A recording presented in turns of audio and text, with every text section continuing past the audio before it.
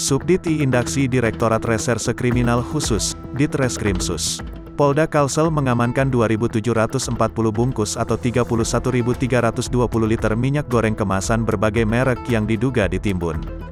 Minyak goreng kemasan berbagai merek yang dikemas dalam lebih dari 1.000 dus disita oleh polisi dari sebuah gudang di Jalan Gubernur Subarjo, Desa Tata Layap, Kecamatan Tata Makmur, Kabupaten Banjar, Jumat, tanggal 4 Maret tahun 2022.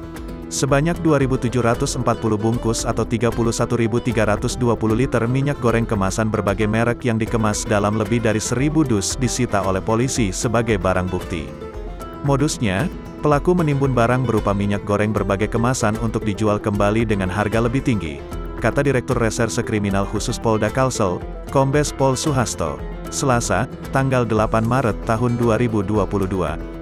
Hal ini disampaikannya dalam rilis pers di kantor Ditreskrimsus Polda Kalsel bersama Kabid Humas Polda Kalsel, Kombes Pol Muhammad Rifai.